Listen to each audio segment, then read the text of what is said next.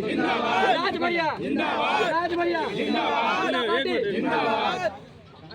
फुलवारी विधानसभा क्षेत्र से खड़े हो रहे हैं, इस बार क्या लगेगा, जनता आपका सहयोग करेगी या नहीं करेगी? जनता लगाने दीजिए ना, तो हम फुलवारी विधानसभा में नॉमिनेशन के लिए आते ही नहीं। क्या लगता है इस बार अगर आप चुनाव में जीते क्या आगे की रणनीति क्या होगी? आगे की रणनीति यही होगी कि युवाओं के लिए रोजगार और शिक्षा व्यवस्था करनी मेरी जिम्मेवारी होगी। सर एनडीए और इंडिया गठबंधन के दो महान लीडर हैं, एक पूर्व मंत्री श्याम रजक जी चार ठोकर हैं फुलवारी से, और एक गोपाल रविदास जी, क्या उनको टक्कर दे पाइएगा? देखिए आए दिन वो लोग काम करते तो उनका विरोध नहीं होता, फुलवारी की जनता आम दिन विरोध कर रहे हैं हमारे पूर्व विधायक के। वहाँ की मुख्य मुद्दा क्या है, क्या क्या मुद्दा लेके आप क्षेत्र में जाइएगा? मुद्दा लेके आए हैं पलायन की समस्या, बेरोजगारी, शिक्षा और स्वास्थ्य।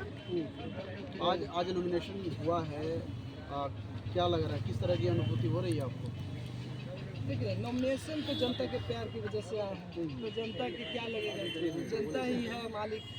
इस बार क्या लगता है जनता बदलाव चाहती है? जनता बदलाव चाहती है तब ना आए। क्योंकि आपके टक्कर में बड़े बड़े नेता हैं, किस तरीके से अपना पद जमा पाइएगा?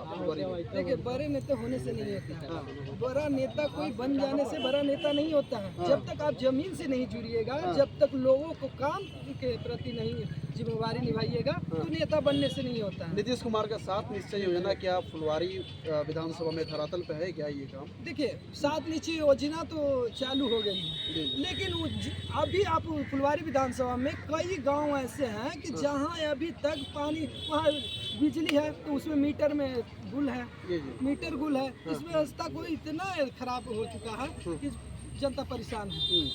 सर जातीय समीकरण बिहार में चुनाव होता है, इसको क्या कुछ कहिएगा?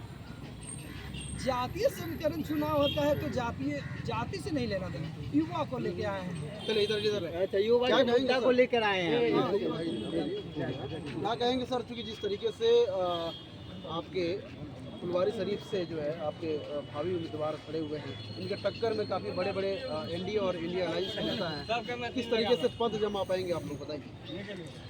एनडीए पहले अभी बचा है कि नहीं बचा, अभी बचा हुआ है, पहले ये कंफर्म हो लीजिए। ठीक है, मैं आपको समता पार्टी के प्रदेश अध्यक्ष के हैसियत के तौर पर मैं आपको साफ शब्दों में और मीडिया के माध्यम से मैसेज नीतीश कुमार को भी पहुंच जाएगा। ये नीतीश कुमार का आखिरी चुनाव है। इसके बाद वो सीधे जहां से समता पार्टी को पीठ में छुरा घोंप करके जदयू बनाए थे ना, उसी का हिसाब किताब लेने के लिए हम लोगों ने समता पार्टी को पुनर्जीवित करने का प्रयास किया है। और युवराज पासवान, याद रखिएगा 188 विधानसभा सुरक्षित, ठीक है ना, वहाँ से सबसे युवा प्रत्याशी 28 वर्षीय युवा प्रत्याशी युवराज पासवान को हमने टिकट देने का प्रयास किया है, जो फुलवारी की जनता के बीच का है, बाहरी प्रत्याशी नहीं है, धन बल का प्रत्याशी नहीं है, गरीब का बेटा है और गरीबी से उठ करके आज यहाँ पर आया है। जब ये लड़का जब विधानसभा के पटल पर जाएगा ना, तब जाकर के गरीबों का मान सम्मान हक हुकूक की बात करेगा। आप कह रहे हैं कौन? श्याम रजक, कोयरी, कुर्मी, सराखों पर बैठा कर को श्याम रजक को रखा है। वही वोट बैंक है ना फुलवारी में, उनका मूल जो वोट बैंक है वो वही वोट बैंक है। आज जा करके देखिए अपने घर के सामने श्याम रजक को कोई खड़ा करने को तैयार नहीं है। दूसरी अभी वर्तमान के विधायक हैं हरिमांझी जी हैं, गोपाल रविदास, माफी चाहते हैं, गोपाल रविदास जी हैं। क्षेत्र में कितना दिन यहाँ पे रहिए, देखिए मुकेश पासवान जी के साथ और समता पार्टी के समर्थन में जो है, देख लीजिए युवराज पासवान जी के समर्थन में जो है प्रत्याशी, देख लीजिए जनता की भीड़, इतना भीड़ अगर वो अपने साथ में ले करके अगर उतना काम किए होंगे ना, इतना भीड़ जो अगर जुटा दे तो फिर जो कहिए सो। आपकी पार्टी अगर फुलवारी में अपनी उम्मीदवारी जिस तरह खड़ा की है, 14 नवंबर को रिजल्ट घोषित होगा, जीत जाते हैं, तो चौमुखी विकास का क्या कुछ मैनिफेस्टो है आपके पास?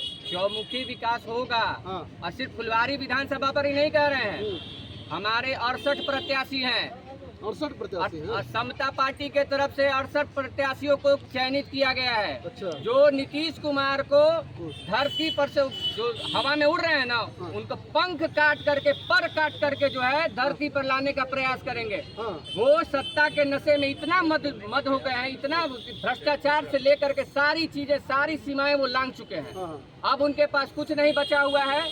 वो खुद को कहते थे, क्या कहते थे, मैं जन सेवक जननायक कर्पूरी ठाकुर का मैं चेला हूँ। उसके बाद वो लोकनायक जयप्रकाश के शिष्य बताते थे। मैं 2 शिष्यों का नाम बता दे रहा हूँ जो अभी जीवित है। और बिहार की राजनीति में लोकनायक जयप्रकाश जब जन आंदोलन किए थे तो बिहार के 4 लाल को उन्होंने जन्म देने का राजनीतिक रूप से कार्य किया था। रामविलास पासवान, सुशील कुमार मोदी। ठीक है, क्या चुनाव चिन्ह है सर? चुनाव चिन्ह जो है हमारा अभी हाँ। माइक छाप है। हाँ। माइक छाप है हमारा चुनाव चिन्ह। हाँ। उसी पर मैं बिहार की खास करके फुलवारी विधानसभा की जनता से हाथ जोड़ करके अपील करना चाहता हूं कि कृपया करके एक बार परिवर्तन के रथ पर सवार होइए। जो गरीब गुरबा, जो वंचित है, जो शोषित है, दलित है, अति पिछड़ा है, उसके लिए युवराज पासवान और समता पार्टी पूरा दिन रात एक करके उनको अर्थ से लेकर के फर्श पर ले जाने का कार्य करेगी। चलिए, बहुत बहुत शुक्रिया आपका, धन्यवाद।